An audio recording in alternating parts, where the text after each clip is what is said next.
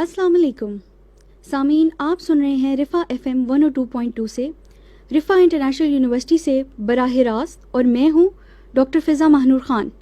میں نے MSc neuro muscular physical therapy کی ہوئی ہے اور میں رفا میں ایز اے لیکچرر اپنی خدمات سر انجام دے رہی ہوں۔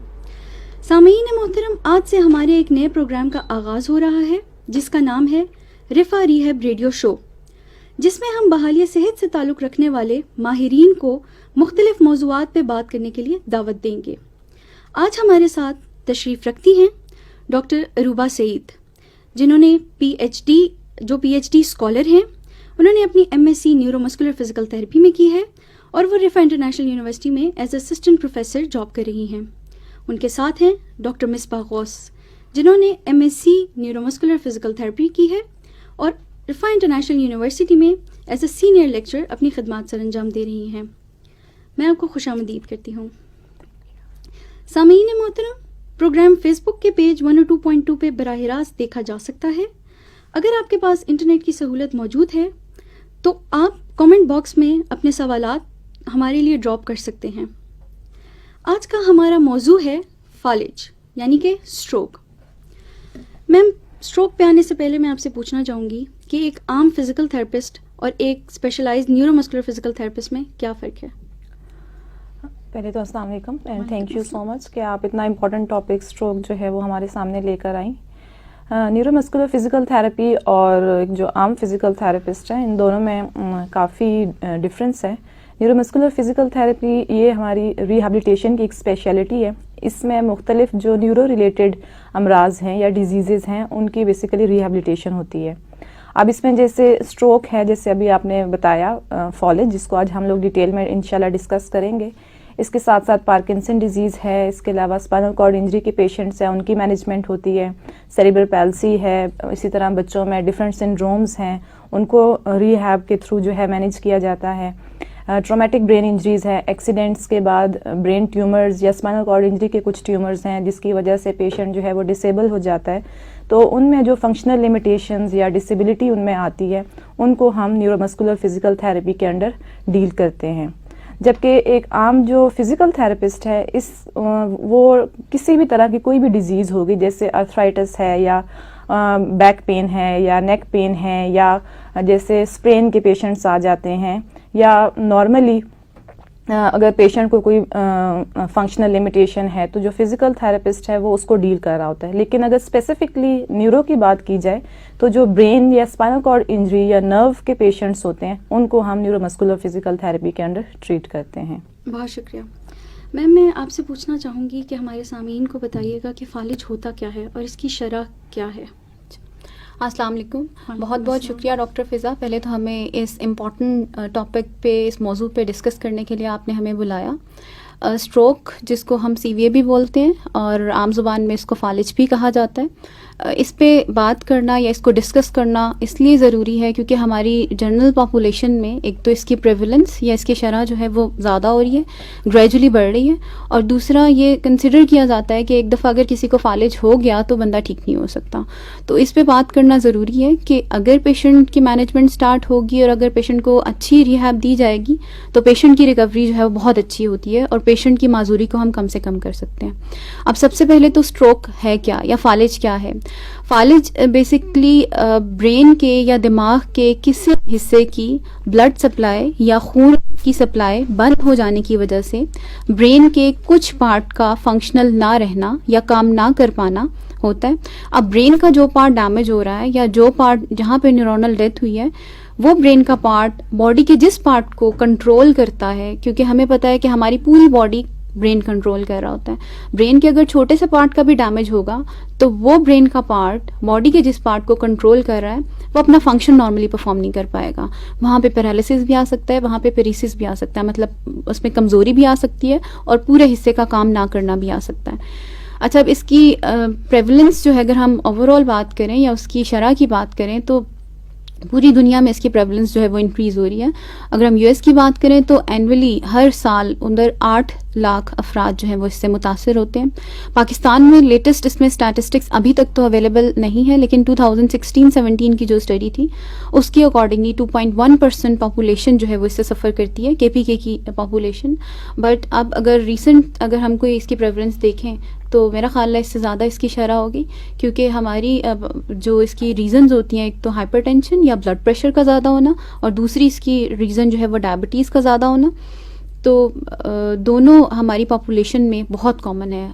45 साल के बाद हर चौथा बंदा जो है वो हाइपरटेंसिव है या BP का मरीज़ है, और 50 साल के बाद हमारी पॉपुलेशन में, हमारी आवाम में डायबिटीज़ बहुत कॉमन है. तो ये दोनों रीज़न्स जो हैं ये हमारी वेसल्स को चेंज करती हैं, ये हमारी खून की जो शरियानें हैं उनमें कुछ चेंजेस लाती हैं. जब वो चेंजेस आ जाती हैं तो उसकी वजह से फिर वेसल्स में क्लॉट आने के चांसेस या फिर उसमें हैमरेज होने के चांसेस बहुत ज़्यादा होते हैं. और अगर ये क्लॉट या हैमरेज ब्रेन में हो जाए तो ब्रेन के पार्ट की ब्लड सप्लाई कट ऑफ हो जाएगी. न्यूरॉन्स जो है बहुत सेंसिटिव टिश्यू है ना, उनको इमीडिएट रिक्वायरमेंट ऑफ ऑक्सीजन होती है. अगर ऑक्सीजन की सप्लाई उनको कुछ टाइम के लिए नहीं मिलती तो वहाँ पे फिर न्यूरोनल डेथ स्टार्ट हो जाती है, न्यूरॉन्स का डैमेज स्टार्ट हो जाता है. तो इस वजह से इस टॉपिक पे डिस्कस करना या इसको समझना थोड़ी सी, या इसकी अलामात क्या होंगी, इन पे बात करना बहुत ज़रूरी है, ताकि हम जनरली अपनी पॉपुलेशन को अवेयर कर सकें इसके बारे में. जैसे हमें मैम ने बताया कि हर चौथा बंदा इस बीमारी में इफ़ेक्टेड है, तो मैं आपसे पूछना चाहूँगी कि इसकी इकसाम कितनी है. क्या आप हमारे सामीन को ये बताइए कि ये कितनी इकसाम में है, किस तरह से ये इफ़ेक्ट करता है बॉडी को. जैसे कि डॉक्टर अरूबा ने स्ट्रोक के बारे में आपको इनिशियली थोड़ा सा गाइड किया है. स्ट्रोक की अगर हम देखें तो इसकी मेजर 2 टाइप्स हैं, 2 इकसाम हैं. एक इस्केमिक स्ट्रोक है और एक जो है वो हेमरेजिक स्ट्रोक है. अगर हम इस्केमिक स्ट्रोक की बात करें तो इस्केमिक स्ट्रोक तकरीबन 80 to 85% इंडिविजुअल्स में इस्केमिक स्ट्रोक जो है वो कॉमन है. अब ये जैसे कि कॉमन ज़्यादा है तो इसकी वजह से डिसेबिलिटी भी पेशेंट की ज़्यादा होती है. इस्कीमिक को फिर फर्दर क्लासिफाई किया हुआ है, इसको मज़ीद 2 और इकसाम में जो है वो आगे डिवाइड किया हुआ है. One is embolic stroke and other is thrombotic stroke. अब इन दोनों में क्या डिफरेंस है? बेसिकली जो इस्कीमिक स्ट्रोक है ये जो हमारी खून की शरियानें हैं, वेजल्स हैं जो हमारे ब्रेन को ब्लड सप्लाई कर रही हैं, उनमें कोई ब्लॉकेज आ जाता है किसी भी वजह से. कोई फैट्स की डिपोजिशन हो जाती है, कोई एयर पार्टिकल आ जाता है, कोई वैसे फॉरेन पार्टिकल आ जाता है. तो उस वेजल को जब वो ब्लॉक करता है तो हमारे ब्रेन के स्पेसिफिक जो पार्ट्स हैं जिसको वो वेजल सप्लाई कर रही है ब्लड, तो उसको वो ब्लड सप्लाई नहीं होता, जिसकी वजह से वहाँ पे टिश्यूज़ की, सेल्स की डेथ होना स्टार्ट हो जाती है. और फिर उसकी अलामात, हमारा जो ब्रेन है वो हमारे बॉडी को कंट्रोल कर रहा है, तो हमारी बॉडी में, हमारे जिस्म में उसकी अलामात जो हैं वो ज़ाहिर होती हैं. अब एम्बोलिक और जो थ्रोम्बोटिक स्ट्रोक हैं, इसमें बेसिकली क्या डिफरेंस है कि थ्रोम्बस जो क्लॉट है वो आपकी ब्लड वेजल के अंदर बना हुआ होता है, एक्यूमुलेट हो जाता है वहाँ, एक तरह से उस वेजल को ब्लॉक करता है, उसके डायमीटर को नैरो करता है, जिसकी वजह से आपकी ब्रेन को ब्लड सप्लाई नहीं मिलती. एम्बोलिक स्ट्रोक में आपकी बॉडी से कहीं से भी जो क्लॉट है, थ्रोम्बस है, वो ब्लड के थ्रू मूव करके आपके ब्रेन की वेजल्स में आके वहाँ पे उसको ब्लॉक कर देता है, जिसकी वजह से आपके ब्रेन के सेल्स और टिश्यूज़ को सप्लाई नहीं मिलती. जबकि जो इसकी दूसरी टाइप है हेमरेजिक स्ट्रोक, वो कम कॉमन है as compare to ischaemic stroke. 15 से 20% जो इंडिविजुअल्स हैं उनमें हेमरेजिक स्ट्रोक होता है. हेमरेजिक स्ट्रोक की जो मेन रीज़न है या जो वजह है वो हाई ब्लड प्रेशर है. वो अफराद जो कि काफ़ी टाइम से हाइपरटेंसिव हैं या हाई ब्लड प्रेशर के जो हैं इस मसले के साथ डॉक्टर्स के पास जा रहे हैं, अगर वो अपनी मेडिकेशन प्रॉपरली नहीं ले रहे तो उनका ब्लड मॉनिटर नहीं हो रहा, ब्लड कंट्रोल नहीं हो रहा, तो लेटर ऑन 50s की एज में या 60s की एज में जाके हाई ब्लड प्रेशर के कंटिन्यूसली उनकी वेजल्स को वीक कर देता है. तो हाइपरटेंशन या हाई ब्लड प्रेशर की वजह से फिर पेशेंट को हेमरेजिक स्ट्रोक हो जाता है. हेमरेजिक स्ट्रोक में बेसिकली जो हमारे ब्रेन की डिफरेंट शरियानें हैं, ब्लड वेजल्स हैं, वो due to high blood pressure वो फट जाती हैं.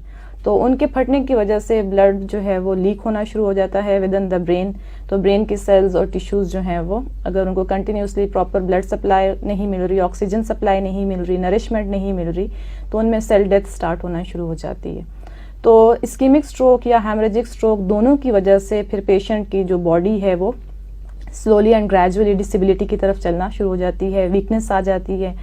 तो दोनों जो स्ट्रोक हैं, इस्कीमिक स्ट्रोक और हेमरेजिक स्ट्रोक, ان دونوں میں ریکوری کے چانسز بھی بہت اچھے ہیں اگر پیشنٹ ٹائم سے ہاسپٹل پہنچ جائے. جی میم.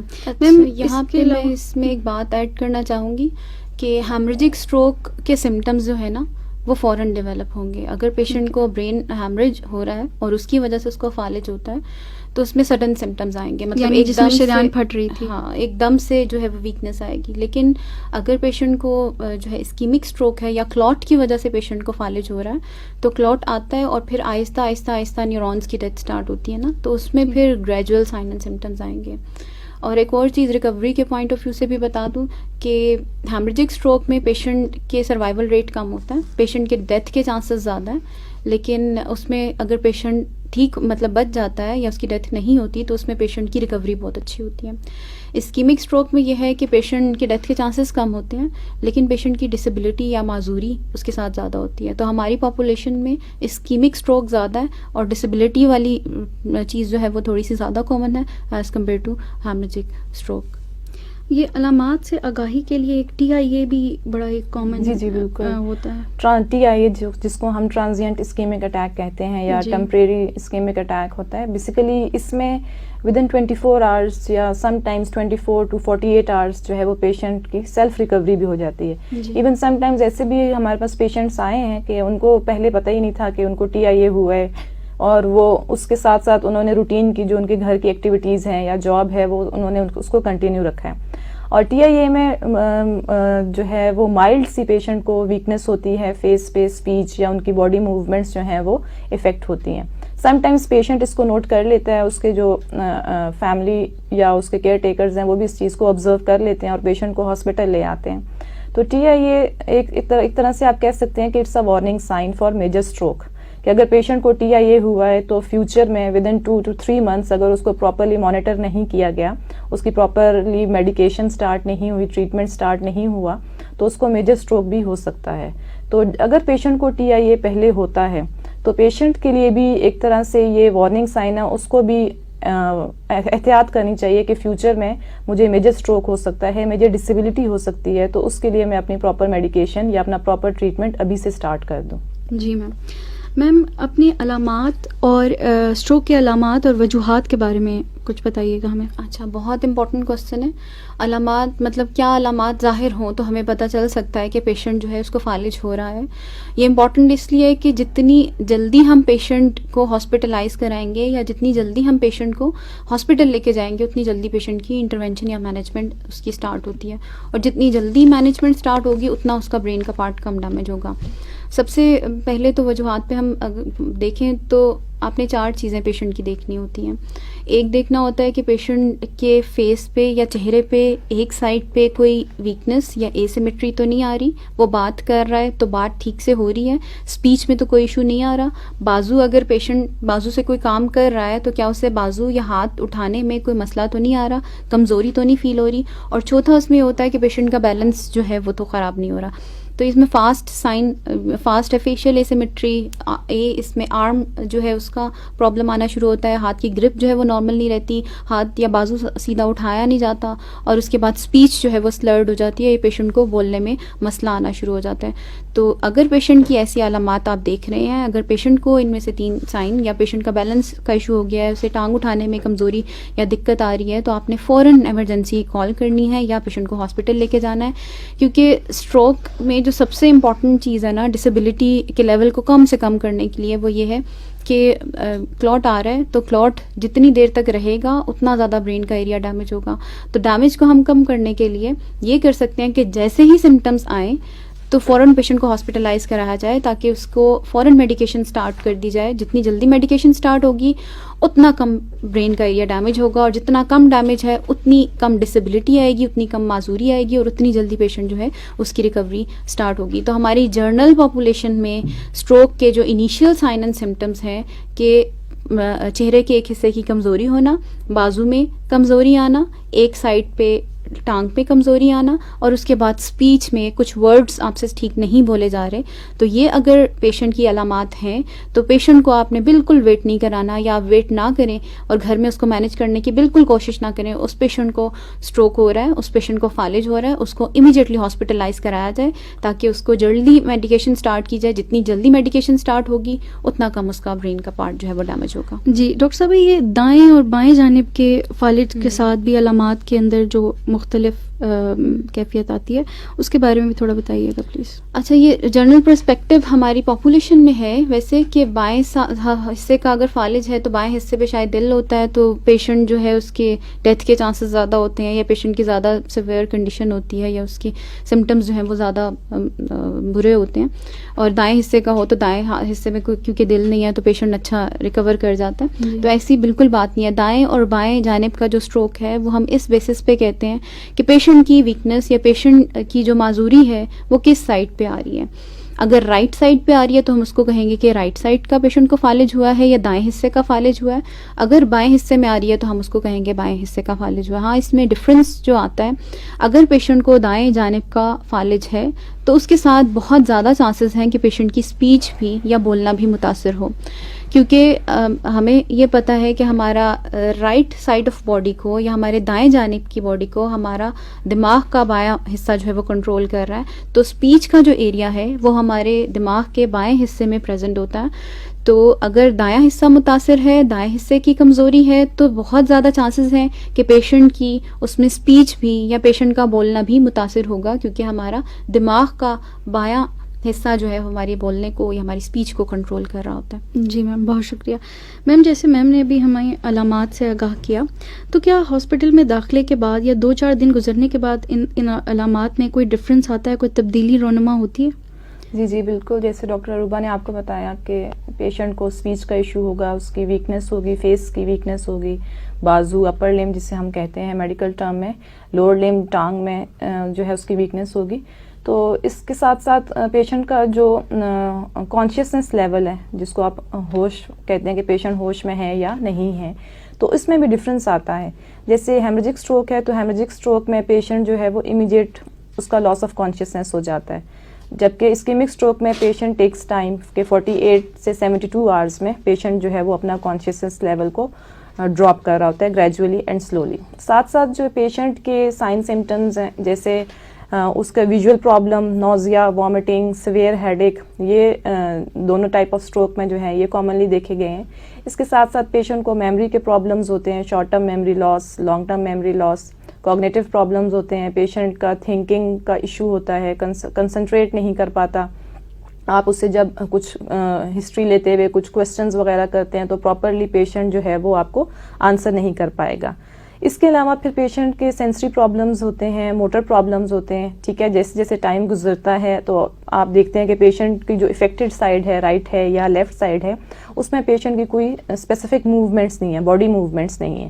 ٹھیک ہے, آپ اس کی ڈیورنگ ایگزامینیشن آپ چیک کر رہے ہوتے ہیں, سینسری جیسے سسٹم ہے تو اس میں آپ پیشنٹ کو ٹچ کر رہے ہیں, پین کے بارے میں پوچھ رہے ہیں.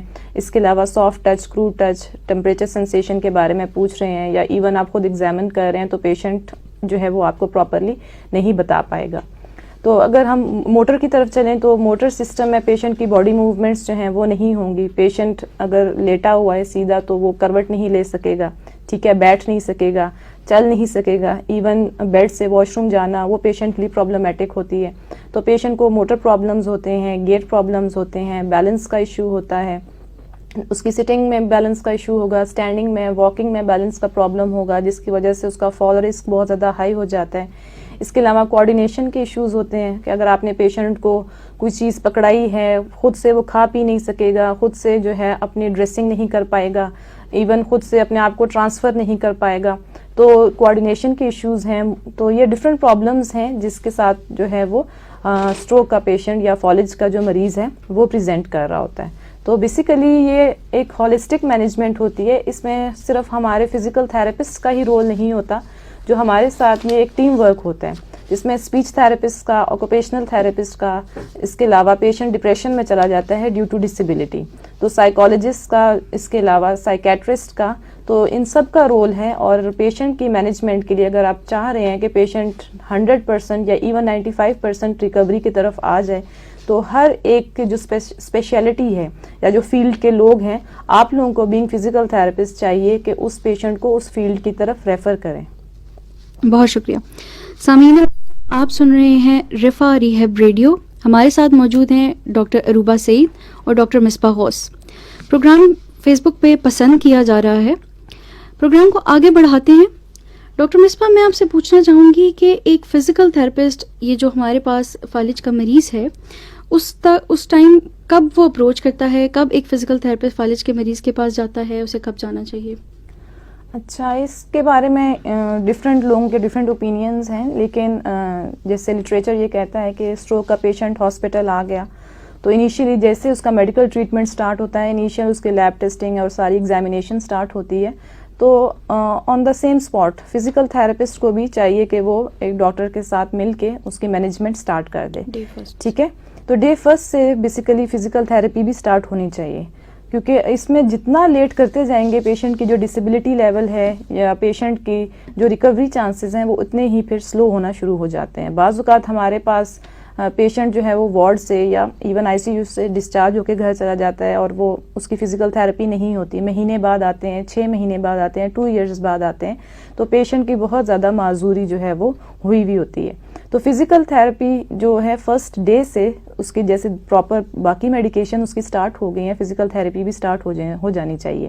اب اس میں پھر آگے different according to the phases کے ہم فرسٹ ڈے پہ یا فرسٹ ویک میں کیا کیا ڈفرینٹ فزیکل تھراپی ہیں, ایکسرسائزز ہیں, وہ پیشنٹ کو کرواتے ہیں.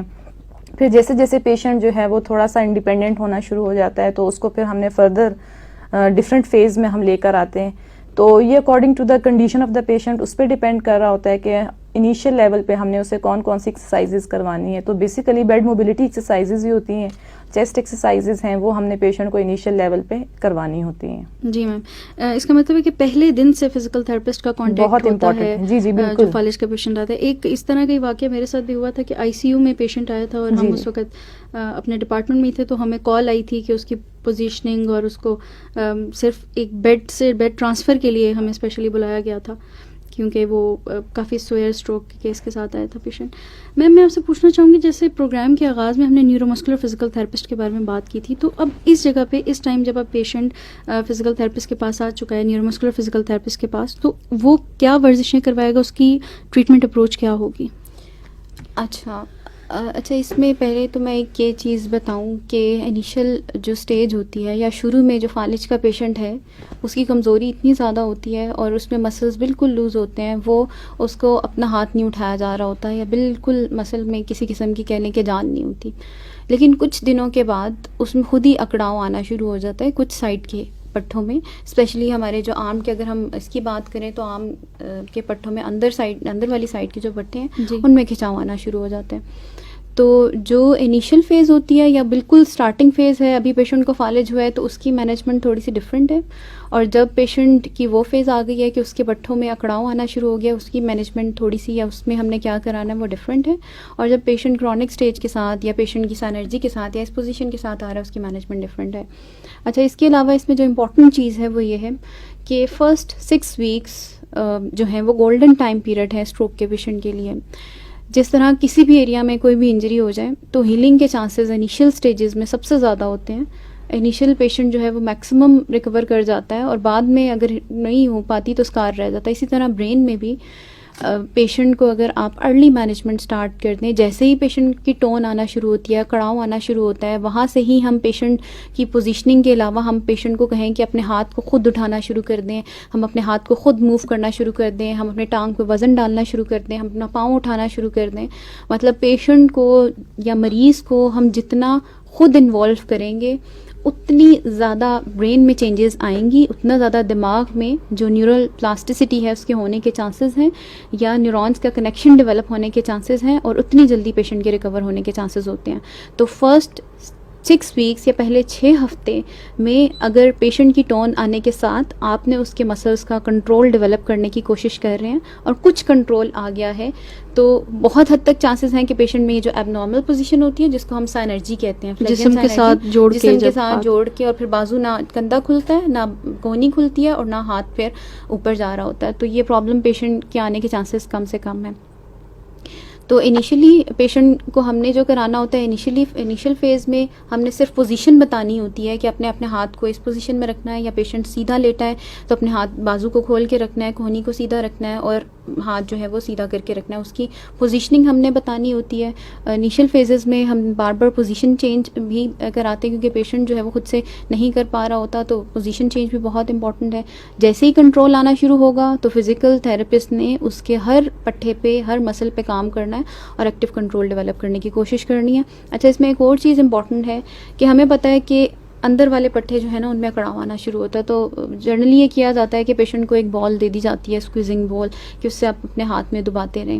ہمیں جو ضرورت ہے نا وہ یہ نہیں ہے کہ ان کا ہم کنٹرول ڈیولپ کریں. اس میں اگر پیشنٹ جو ہے وہ زور سے اپنا ہاتھ کو دبانا شروع کرتا ہے تو ان والے پٹھوں میں اور اکڑا ہوا ہوتا ہے. ہم نے اس کو ہاتھ کھولنے کی طرف لے کے جانا ہوتا ہے کہ انگلیاں بھی کھولے, ہاتھ کو بھی اوپر لے کے جائے, کہنی کو بھی کھولے اور بازو کو بھی موومنٹ جو ہے وہ پوری ضروری ہے. اس کی کیوں امپورٹنس ہے؟ کیونکہ اسٹروک کا پیشنٹ خود نہیں موو کر پائے گا تو اموبلٹی کے ساتھ یا جو ہے کندھے کو موو نہ کرنے کی وجہ سے فروزن شولڈر, جو کہ ایک بہت کامن کنڈیشن ہے, تو اسٹروک کا پیشنٹ وہ اگر اس کندھے کو موو نہیں کرے گا تو اس کا شولڈر فریز ہو جائے گا, فروزن شولڈر ہو جائے گا, اور پھر پیشنٹ کی ساری توجہ جو ہے وہ مینجمنٹ کی طرف جو ہے وہ آپ کو شفٹ کرنی پڑے گی.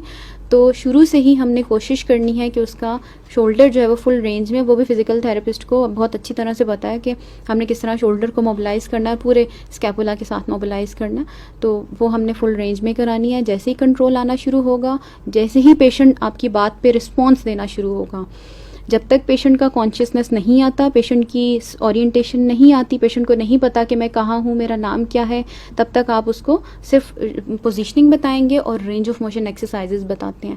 جب پیشنٹ کا کنٹرول آنا شروع ہو جاتا ہے تو پھر ہم نے پیشنٹ کے ہر پٹھے پہ کام کرنا ہے, اور ہر پٹھے پہ کام جب آپ کرنا شروع کر دیتے ہیں اس کے بعد ہم نے فنکشنل ایکٹیویٹیز کو یا روزمرہ کی سرگرمیوں کو اپنے ایکسرسائز پلان میں ایڈ کرانا ہوتا ہے کہ اپنے ہاتھ کو یا جس طرح سے دونوں ہاتھوں کو یوز کرنا ہے اس کو یوز کرنا شروع کریں, اپنے جو ہے ایک سائڈ پہ کروٹ لے کے بیٹھنا شروع کریں, اس کے علاوہ بیٹھنا ہے تو بیٹھنے کا بیلنس, اور پھر بیٹھنے سے پھر کھڑا کیسے ہونا ہے. ہم نے ان ایکٹیویٹیز کے لیے, ان سرگرمیوں کے لیے پیشنٹ کی جو ہے وہ ٹریننگ کرانی ہوتی ہے.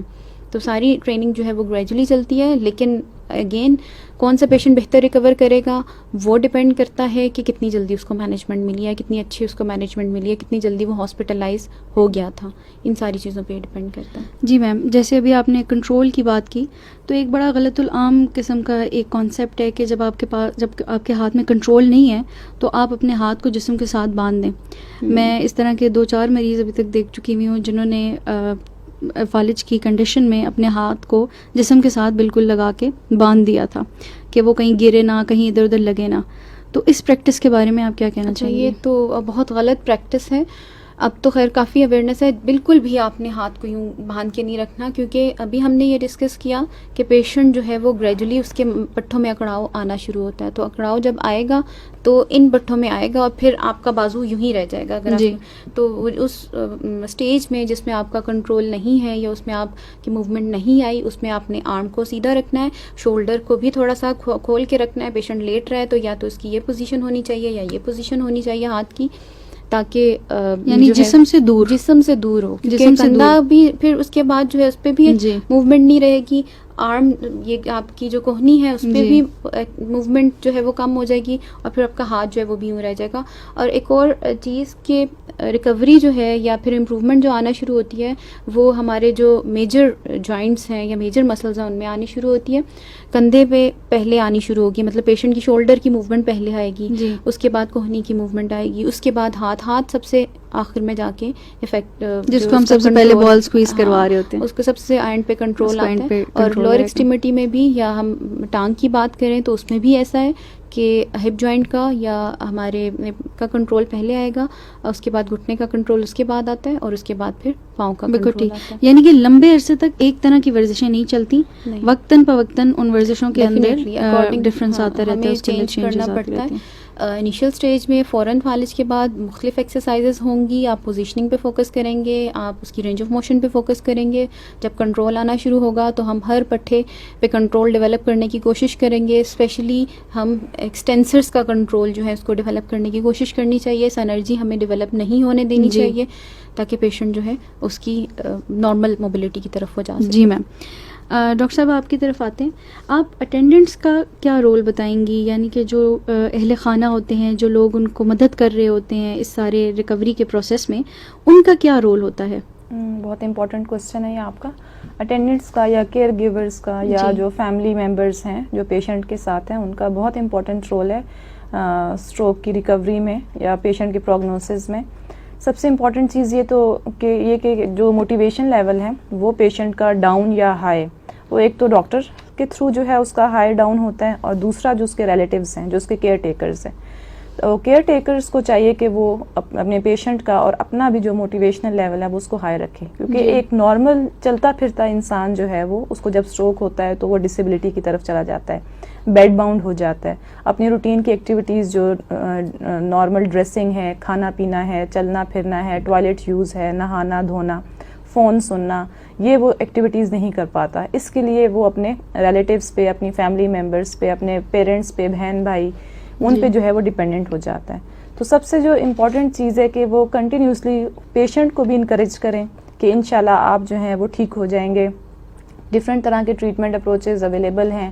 ہماری میڈیکل سائنس نے جو ہے وہ اتنی ترقی کر لی ہے کہ کوئی بھی پیشنٹ جو ہے وہ تھرو آؤٹ لائف اگر اس کو پراپر ٹریٹمنٹ ملے تو ڈسیبلٹی لیول جو ہے اس کا زیادہ نہیں ہوتا، کم ہی ہوگا. جی. تو فیملی ممبرس کو چاہیے کہ وہ کنٹینیوسلی اپنے پیشنٹس کو موٹیویٹ کریں، انکریج کریں، اور جس طرح کی ٹریٹمنٹ ڈاکٹر نے بتایا ہے یا فزیکل تھراپسٹ نے بتایا ہے کہ کون سی ایکسرسائزز کب کرانی ہے، کتنی دفعہ کرانی ہے دن میں، اور کتنے ٹائم جو ہے وہ ہاسپٹل لے کے آنا ہے ریہیب کے لیے. تو اگر وہ اس چیز کا خیال رکھیں گے، پیشنٹ کی ڈائٹ کا خیال رکھیں گے، اور پیشنٹ کو جو ہے وہ کنٹینیوسلی موبلٹی کی طرف فوکس کریں گے، تو پیشنٹ میں بھی جو ہے وہ ریکوری کے چانسز اچھے ہوں گے. اس کا ڈپریشن لیول جو ہے وہ بھی ڈاؤن ہوگا، اور وہ کوئکلی ریکور کرے گا اور اپنے بیک جو روٹین کی اس کی لائف ہے اس کی طرف واپس آئے گا. جی میم یہ بھی دیکھا گیا ہے کہ جو اٹینڈنٹس ہوتے ہیں وہ کبھی کبھی اوور ڈو کر دیتے ہیں کیئر کو بھی، یعنی بہت زیادہ احتیاط میں بالکل ہی ہاتھ یا اس میں پیر. ہینڈلنگ بہت امپورٹنٹ ہے کہ جب بھی آپ پیشنٹ کو بیڈ سے ویل چیئر کے اوپر شفٹ کریں، ٹرانسفر کریں، یا پھر ویل چیئر سے دوبارہ بیڈ کی طرف ٹرانسفر کریں، یا پھر آپ پیشنٹ کو بیڈ کے اوپر ہی اس کی ڈفرینٹ پوزیشنز جو ہیں وہ آپ نے چینج کرنی ہے، کروٹ اسے دلانا ہے یا اسے بٹھانا ہے، تو اس کی جو ہینڈلنگ ہے وہ بہت امپورٹنٹ ہے. جو پیشنٹ کی افیکٹڈ سائڈ ہوتی ہے، لیٹ سپوز رائٹ سائڈ ہے یا لیفٹ سائڈ ہے، تو وہ شولڈر سے اگر اس کو پکڑ رہے ہیں تو کندھے سے پکڑنا ہے، وہ بھی احتیاط کے ساتھ پکڑنا ہے. اس میں جو ایک اچھا فزیکل تھراپسٹ ہے یا ڈاکٹر ہے وہ کیئر ٹیکرز کو پورا گائیڈ کرتا ہے کہ آپ نے پیشنٹ کو کیسے ہینڈل کرنا ہے، کیسے آپ نے ٹرانسفر کرنا ہے.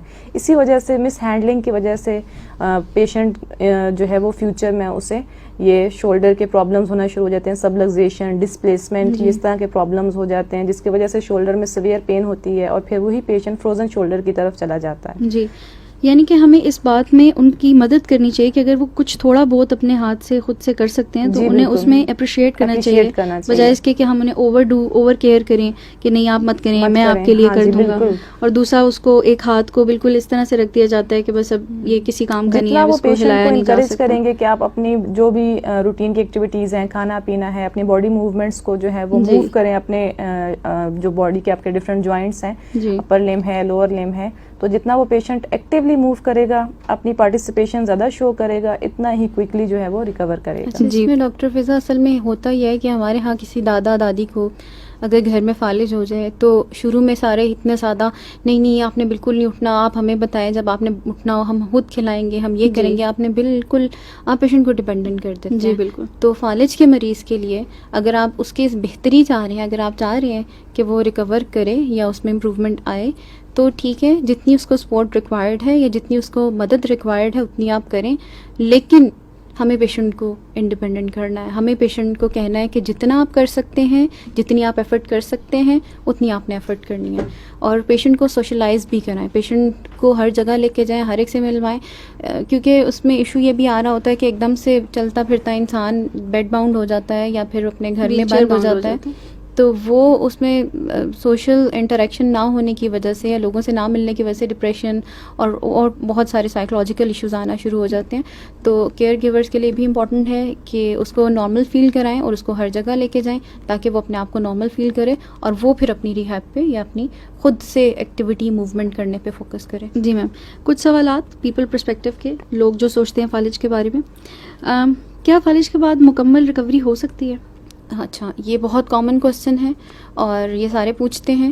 اور ریکوری جو ہے نا, دیکھیں ریکوری بہت سارے فیکٹرز پہ ڈیپینڈ کرتی ہے.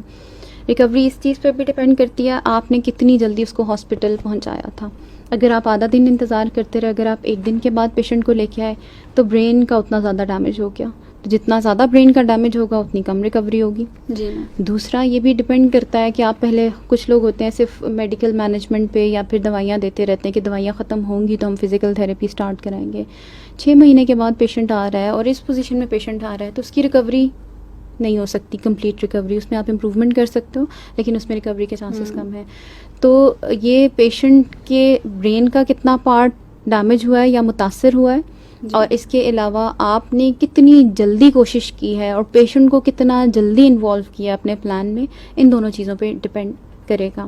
اور پیشنٹ کی موٹیویشن, لیول آف موٹیویشن, ہمیں کاؤنسلنگ ساتھ ساتھ کرنی پڑتی ہے. اگر آپ بہت زیادہ ایفرٹ پٹ کر رہے ہیں, اگر فیملی ممبرس بہت زیادہ اس کے ساتھ ایفرٹ لگا رہے ہیں لیکن پیشنٹ جو ہے وہ ڈپریشن میں ہے یا پیشنٹ بالکل نہیں کرنا چاہ رہا, تو پیشنٹ کی ریکوری اس میں اچھی نہیں ہوتی. تو اس لیے اسٹروک کے پیشنٹ میں اینٹی ڈپریسنٹ بھی دیے جاتے ہیں. جی تو بھی ساتھ ساتھ اس کو. یہ دوائیوں سے ہی میرا اگلا سوال ہے کہ کیا ایک فزیکل تھراپسٹ کے آنے کے بعد دوائیوں کو بند کر دینا چاہیے؟ یہ ایک بہت ہی غلط العام قسم کا ایک رجحان ہے لوگوں کا. جی بالکل ڈاکٹر فضا, آپ صحیح کہہ رہی ہیں کہ بعض اوقات یہ سمجھا جاتا ہے کہ اب اس کی فزیکل تھراپی ہو رہی ہے تو میڈیسن کی کوئی ضرورت نہیں ہے.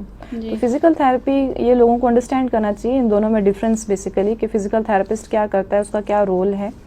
فزیکل تھراپی کا جو مین ایم ہے وہ پیشنٹ کو جو فنکشنل لمیٹیشن ہو رہی ہے یا جو اس کی ڈسیبلٹی ہے یا موومنٹ سے ریلیٹڈ جو اس کو پرابلمس ہیں وہ اس کو ڈیل کر رہا ہوتا ہے. ٹھیک ہے, وہ اس کے جو پروٹوکول ہوتا ہے یا ایکسرسائز پلان ہوتا ہے اس میں اس نے ڈفرینٹ ورزشیں اسی سے ریلیٹڈ ایڈ کی ہوئی ہوتی ہیں. پیشنٹ کو وہ ڈفرینٹ ورزشیں چلانے کے لیے, اٹھنے بیٹھنے کے لیے کروا رہا ہوتا ہے. ٹھیک ہے, کوگنیشن یا ڈپریشن کو کم کرنے کے لیے اس طرح کی ایکسرسائزز کرا رہا ہوتا ہے. تو اس کے ساتھ ساتھ جو پیشنٹ کے لیے میڈیسن ہے جس میں بلڈ پریشر کے میڈیسن ضرور ہوگی. ٹھیک ہے, اس کے علاوہ اگر پیشنٹ کو ساتھ کوئی اور کو موربیڈیٹیز ہیں لائک ڈائبٹیز ہے, ہارٹ کا کوئی پرابلم ہے یا پھر اسے کوئی اور ایشو ہے, تو وہ میڈیسن اسے ریگولر جس طرح ڈاکٹر نے اسے پرسکرائب کی ہیں 3 ٹائم یا 2 ٹائم وہ اسے ریگولر لینی چاہیے. اور اسٹروک کے پیشنٹ کے لیے جو بی پی کی میڈیسن ہے وہ تو تھرو آؤٹ لائف بہت امپورٹنٹ ہے. یہ بہت ہم دیکھنے میں آتا ہے نا کہ میں نے بی پی کی دوائی چھوڑی تھی 2-4 دن. جی بالکل, اور پھر وہ اسٹروک اٹیک ہو گیا ایک دم. تو ایسے بھی بہت سے مریض ہیں جن کو ایک دفعہ اسٹروک ہوا ہے تو ان کو دوسری دفعہ پھر ہوگا, تیسری دفعہ پھر ہوگا. تو ایسے بھی ہوتے ہیں کہ دوسری دفعہ ہو تب بھی پیشنٹ سروائیو کر جاتے ہیں, لیکن 3rd ٹائم ہو پیشنٹ کا تو پیشنٹ کی ڈیتھ ہو جاتی ہے. اور اس میں مین ریزن یہ بلڈ پریشر کی میڈیسن کو پراپرلی نہیں لینا, یہی اس کی مین ریزن ہے. تو بلڈ پریشر کی میڈیسن کو جس طرح ڈاکٹر نے بتایا ہے وہ پیشنٹ کو چاہیے کہ وہ اس کو تھرو آؤٹ لائف اپنے ساتھ رکھے. یعنی اگر ایک دفعہ اسٹروک ہو گیا اور اس سے ریکوری ہو گئی ہے تو یہ نہ سمجھا جائے کہ بس اب ہم فارغ ہو چکے ہیں, اب مجھے دوبارہ میڈیسن کی ضرورت نہیں ہے یا ایکسرسائز کی ضرورت نہیں ہے. اس کے لیے میڈیسن اور ایکسرسائز تھرو آؤٹ لائف بہت امپورٹنٹ ہے. مطلب یہ ایک بڑی انٹیگریٹڈ اپروچ اہم حصہ ہے ایک فزیکل تھراپسٹ بھی, اور اسی طرح ایک میڈیکل ڈاکٹر بھی, اور آگے اسپیچ تھراپسٹ بھی ہم دیکھتے ہیں کہ بڑا, اب تو آکوپیشنل تھراپسٹ بھی, یہ سب ایک بڑا اہم رول پلے کرتے ہیں اس ٹیم کے اندر. میم آپ سے میں ہم اختتام کی طرف بس جا رہے ہیں, آخری کوشچن کرنا چاہوں گی کہ کیا ورزش خود کی جا سکتی ہے؟ کیا ہم یہ کہہ سکتے ہیں کہ یعنی ایک فزیکل تھراپسٹ سے ایک سیشن ہم لے لیں اور پھر تھرو آؤٹ ہم خود سے اس کو لے کے چلیں؟ اچھا فضا، ابھی تو ہم نے پہلے یہ ڈسکس کیا تھا کہ دیکھیں ہر فیز میں یا ہر اس کی ہم نے دیکھا تھا انیشلی پیشنٹ کی مینجمنٹ جو ہے وہ تھوڑی سی ڈفرینٹ ہے. اس کے بعد جب کنٹرول آنا شروع ہوتا ہے تو پھر تھوڑا سا ہم ڈفرینٹ طریقے سے پیشنٹ کو ٹریٹ کرتے ہیں, اور پھر جب کرونک اسٹیج میں پیشنٹ آ جاتا ہے تو ہماری مینجمنٹ تھوڑی سی ڈفرینٹ ہوتی ہے. جی. تو ایسا نہیں ہے کہ پیشنٹ جو ہے آپ 1-2 دفعہ فزیکل تھراپی دیکھ لیں اور پھر ہم گھر میں ٹریٹ کر دیں گے. اگر فزیکل تھراپسٹ دن میں 1 دفعہ بھی ٹریٹمنٹ دے رہا ہے یا 1 دفعہ اس کو ورزشیں کرا رہا ہے تو آپ کو وہی ایکسرسائز, کیئر گیور کا اس میں بہت امپورٹنٹ رول ہے, وہی ایکسرسائز دن میں 2 سے 3 دفعہ پیشنٹ کو کروانی ہے. کیونکہ اگر میں 1 گھنٹہ بھی لگا کے پیشنٹ کو ایکسرسائز کراؤں گی اور باقی سارا دن پیشنٹ نے اپنے آرم کو یوں ہی رکھنا ہے تو اس کا کوئی فائدہ نہیں ہے. تو کیئر گیور کا اپنا امپورٹنٹ رول ہے, فزیکل تھراپسٹ کا اس لیے کیونکہ اس کو پتہ ہے کہ میرے پاس جو پیشنٹ ہے اس کی اب کتنی موبلٹی ہے, اس کے ہر جوڑ پہ کتنا پیشنٹ جو ہے اس کی حرکت آ چکی ہے اور میں نے اس کو کس طرح کی ایکسرسائز کرانی ہے. لیکن یہاں پہ ایشو یہ آتا ہے کہ کچھ پیشنٹس ایسے ہوتے ہیں کہ جو ہاسپٹل ڈیلی نہیں پیشنٹ کو لے کے آ سکتے نا, کیئر گیورز ایسے ہیں, یا پھر ایسا ہے کہ پیشنٹ افورڈ نہیں کر سکتا کہ وہ پرائیویٹلی جو ڈیلی بیسس پہ کسی کو دکھائے یا پھر کوئی بھی فزیکل تھراپسٹ جو ہے اس کے پاس جائے. تو اس کیس میں آپ یہ کر سکتے ہیں کہ ہر سٹیج پہ مطلب ویکلی بیسس پہ 2 دفعہ یا 3 دفعہ فزیکل تھراپسٹ آ جائے یا فزیکل تھراپی کے لیے آپ لے جائیں, اور پھر جب پیشنٹ کے سائن اینڈ سمٹمس بہتر ہو گئے ہیں, پیشنٹ کی امپروومنٹ آ گئی ہے, اب لگتا ہے کہ یہی ایکسرسائز کرانی ہے, تو پھر بھی آپ کو کنسلٹیشن جو ہے under consultation of physical therapist آپ کو پیشنٹ کو گھر میں کیئر گیور کو ایکسرسائز کرانی چاہیے. یہ ان کیسز میں کہ جو کہ بہت دور سے آ رہے ہیں یا جو بہت ڈیلی بیسس پہ پیشنٹ کو نہیں کروا سکتے, تو ان کے لیے یہ ہے کہ آپ ہفتے میں 1 دفعہ یا مہینے کے بعد ایکسرسائزز جو پیشنٹ کو کروا رہے ہیں اور پیشنٹ کی ریکوری بھی اچھی ہو رہی ہے ان کے ساتھ, تو پھر آپ اس طرح سے کر سکتے ہیں. ادروائز ہم نے پیشنٹ کی یا مریض کی کنڈیشن کو دیکھتے ہوئے فزیکل تھراپسٹ نے ہر سچویشن ہر سٹیج پہ جو ہے وہ گائیڈ کرنا ہوتا ہے, اور فزیکل تھراپسٹ کا پراپر رول ہے ہر سٹیج میں. اس کے بغیر پیشنٹ کی ریکوری جو ہے وہ میکسیمم نہیں ہو سکتی. یعنی مشورہ ضروری ہے, مشورہ ضروری ہے, اور اگر آپ اچھی انٹرونشن کرتے ہیں اور آپ اچھا علاج فزیکل تھراپسٹ سے کرواتے ہیں